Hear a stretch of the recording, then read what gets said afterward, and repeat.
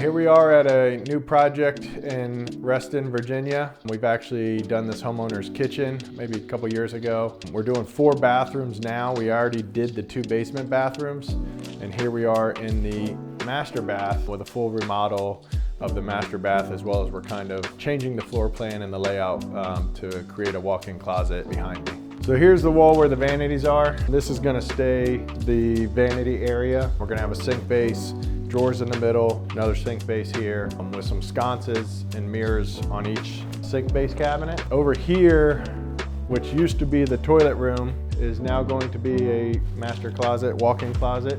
We are creating the toilet room. We're gonna put it into this area where there was the shower. The shower is now gonna be relocated.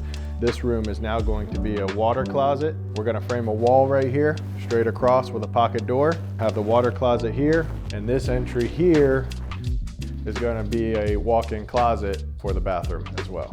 So here's gonna be our new shower location. This bathroom before, for whatever reason, had this tub deck for this drop-in tub that went straight across here and was just like a raised platform, kind of with some wasted space. So now this is going to be a new walk-in shower. We're gonna be doing a curbless shower with a linear drain. So the floor is gonna all be pitched towards this back wall with a linear drain there. That way there's no curb or anything to walk over as you enter into the shower. We're gonna have a knee wall here. It's gonna be a little bit taller than a traditional knee wall, but a knee wall here. We're gonna make it a little bit taller so we can fit some niches on the inside here for storage space inside the shower. And then we're gonna keep this tub deck. We're gonna reframe it. We're gonna extend it a little bit, but this is gonna stay a drop-in tub. So this is not gonna change a huge amount where the tub is. It's just gonna be slightly bigger, a whole new tub, whole new faucet, and obviously all new tile work around it as well.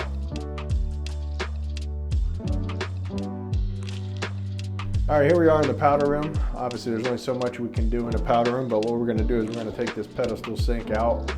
We're going back with a wall-mounted vanity and a countertop with a vessel bowl sink. We're gonna have a new mirror, new sconces, but one of the unique things we'll be doing is we're gonna tile this whole wall. Just this wall only behind the vanity is gonna be tiled. And then we're also gonna be taking the hardwood up and we're gonna be putting tile on the floor as well.